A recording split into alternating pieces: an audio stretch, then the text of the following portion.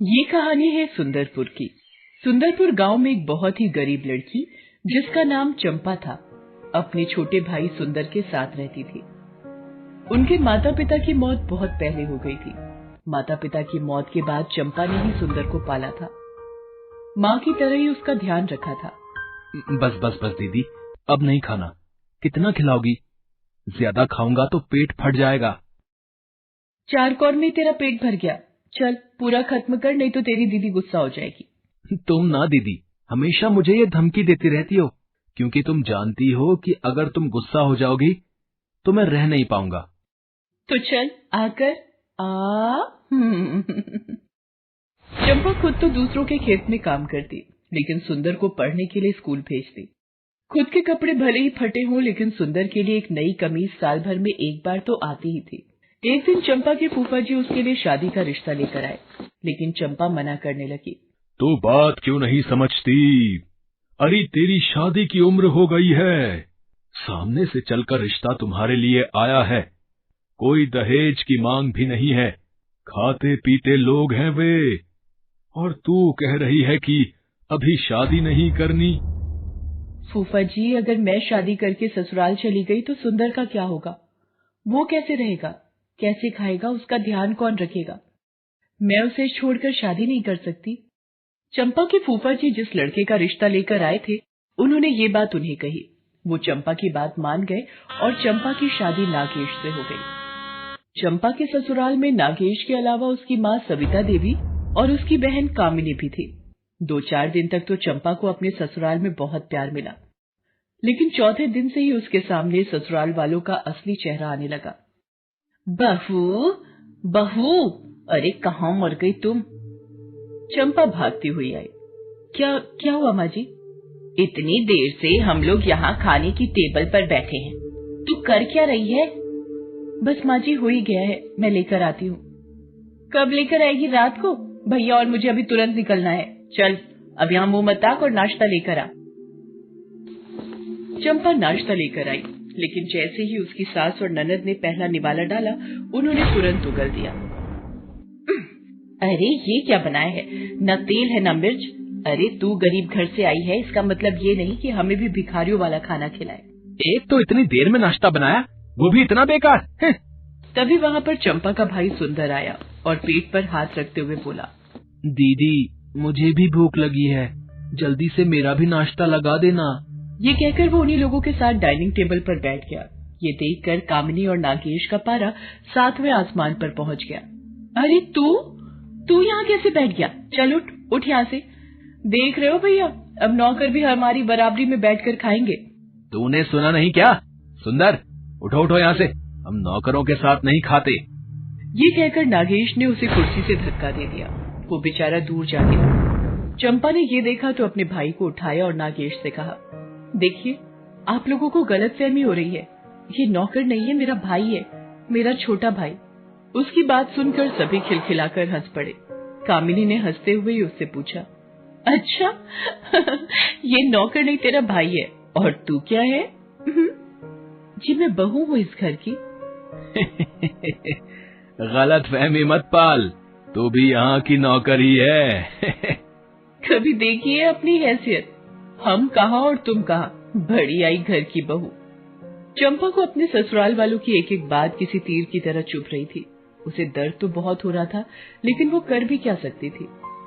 कुछ दिनों के बाद चंपा को अपने पति नागेश के बारे में एक और बात पता चली। सुंदर ने ये बात उस समय सुनी थी जब कामिनी अपनी माँ से बातें कर रही थी।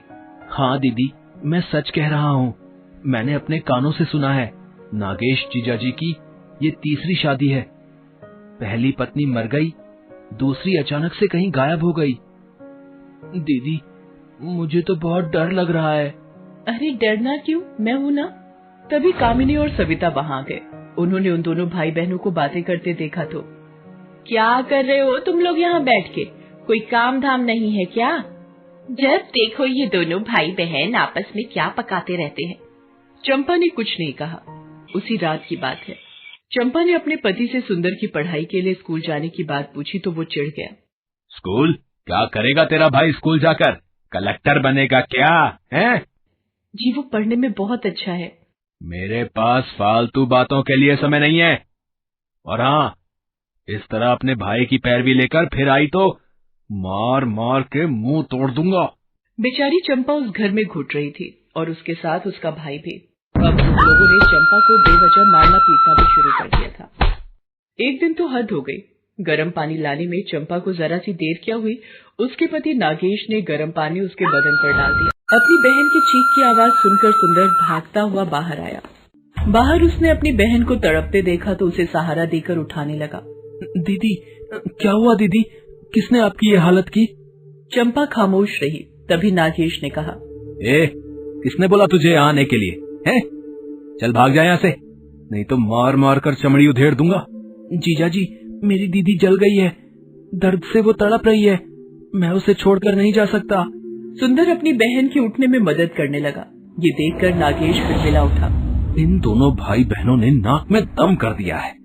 रुको, इससे बताता हूँ। नागेश कमरे से अपनी बेल्ट ले आया और सुंदर को मारने लगा और उसने उसे तब तक मारा जब तक कि वो बेहोश नहीं हो गया। उसके बाद तो ये सिलसिला चल निकला। सुंदर और चंपा ससुराल वालों के हाथ से हर दिन मार खाते। चंपा ने तो अब अपनी फूटी किस्मत को स्वीकार कर लिया था, लेकिन सुंदर के लिए वो हमेशा परेशान रहती। वो बेचारा उसके साथ उसी तरह पिसता जैसे गेहूं के साथ घुन। मुझे सुंदर के लिए कुछ सोचना पड़ेगा। वो बेचारा कब तक मेरे हिस्से की मार भी खाएगा? उसकी क्या गलती है? मैं ही तो उसे यहाँ लेकर आई थी। एक दिन जब नागेश चंपा को मार रहा था और सुंदर बीच बचाव करने के लिए आया तो, तू कौन होता है हमारे बीच में आने वाला? ये मेरे पति हैं। ये जैसे मुझे रखेंगे मुझे रहना पड़ेगा। ये चाहे मुझे मारे या घर से निकाल दें। ये तुम क्या कह रही हो दीदी? जो तू सुन रहा है, बिना मतलब मेरे और मेरे पति के बीच में ना। मेरी तो मत ही मारी गई थी जो तुम्हें यहाँ लेकर आ गई। कौन भाई अपनी बहन के ससुराल में मुफ्त की रोटी तोड़ता है? मुफ्त खोर कहीं का। जा, भाग जा यहाँ से। उस दिन सुंदर बहुत रोया, लेकिन सुंदर से ज्यादा चंपा रोई। उसी रात सुंदर घर से भाग गया। चंपा दुखी तो बहुत थी कि पता नहीं उसका भाई कहाँ जाएगा, कैसे रहेगा, क्या करेगा, क्या खाएगा और क्या पिएगा। लेकिन उसे इस बात की संतुष्टि थी कि वो इस नरक से निकल गया। सुंदर वहां से भाग तो गया, लेकिन उसे अपनी बहन की हर दिन बहुत याद आती। लेकिन उसे अपनी बहन का वो व्यवहार भी याद आता जो उसने उसके साथ किया था। मैं कभी लौटकर नहीं जाऊंगा अपनी बहन के पास, कभी नहीं। सुंदर ने जूते पॉलिश का काम शुरू कर दिया। वो दिन भर जूते पॉलिश करता और रात को पढ़ाई करता। समय धीरे धीरे बीतने लगा। काम के साथ सुंदर पढ़ाई भी करता रहा और अपनी मेहनत के बलबूते पर वो पुलिस में डीएसपी बन गया। भाई दूज के समय की बात है। वो अपने पुलिस स्टेशन में बैठा था, तभी एक औरत जिसका नाम विद्या था भागी भागी वहाँ पर आई। साहब, मेरे भाई को बचा लीजिए, मेरे भाई को बचा लीजिए। मेरे ससुराल वाले बहुत बदमाश है। वो दहेज के लिए मेरी पिटाई तो करते ही है, मेरे छोटे भाई को भी जानवरों की तरह मारते हैं। वो बहुत छोटा है साहब, मैंने उसे बचाने के लिए कई बार उस पर झूठा गुस्सा किया, उसे घर से जाने को भी कहा, उसे मुफ्त खोर तक कह दिया, लेकिन वो मुझे छोड़कर जाना ही नहीं चाहता। आप उसे बचा लीजिए साहब, वो उसे बहुत मार रहे हैं। बहुत मुश्किल से मैं उनकी नजर बचाकर आई हूँ। विद्या की बात सुनकर सुंदर की आंखों के आगे उसके पुराने दिन आ गए। उसे अब जाकर एहसास हुआ कि उसकी बहन चंपा ने उस दिन उसके साथ बुरा व्यवहार क्यों किया था। पहले तो उसने विद्या के भाई की मदद की, फिर अपनी बहन के ससुराल की ओर पुलिस की जीप से चल पड़ा। हे भगवान, इतने साल मैं अपनी दीदी को गलत समझता रहा और उसे उन राक्षसों के पास छोड़कर चला आया। मेरी बहन को अगर कुछ हो गया होगा तो मैं खुद को कभी माफ नहीं कर पाऊंगा। सुंदर अपनी बहन के ससुराल पहुंचा। ससुराल वालों की मारपीट का असर चंपा के चेहरे पर साफ साफ दिखता था। सुंदर को तो वो पुलिस की ड्रेस में पहचान भी नहीं पाई। उसने जब उसके पैर छुए तो वो उसे गौर से देखने लगी। आप कौन है सर? दीदी, आप अपने छोटे भाई को भूल गई, सुंदर को भूल गई। सुंदर, तुम कितना बड़ा हो गया रे। तू ठीक है न रे? हाँ, मैं ठीक हूँ दीदी, लेकिन आप ठीक नहीं लग रही हैं। बहुत सताया है इन लोगों ने आपको, और मैंने भी तो आपको इन जालिमों के पास अकेला छोड़ दिया था, बिना ये समझे कि मुझ पर जान देने वाली दीदी एकाएक मुझ पर उस दिन गुस्सा क्यों हो गई थी। लेकिन दीदी अब नहीं, अब मैं इन दुष्टों को नहीं छोड़ूंगा। वो बातें कर ही रहे थे कि तभी उसका पति नागेश, उसकी बहन और उसकी माँ वहां गए। इस तरह से अपने घर में पुलिस को देखकर वे डर गए। सर आप यहाँ आपको किसी ने बुलाया है क्या? यहाँ तो सब ठीक है सर। ठीक रहता तो पुलिस यहाँ आती नहीं। आप लोगों ने मेरी बहन पर बहुत जुल्म किए हैं, बहुत ही ज्यादा। अब आपको उनका हिसाब देना होगा। बहन? आप कौन है? मैं हूँ एक अभागा भाई, जिसने आप जैसे राक्षसों के पास अपनी बहन को छोड़ दिया था। लेकिन अब सजा के लिए तैयार रहिए। अरे सुंदर, ये कैसी बातें कर रहे हो?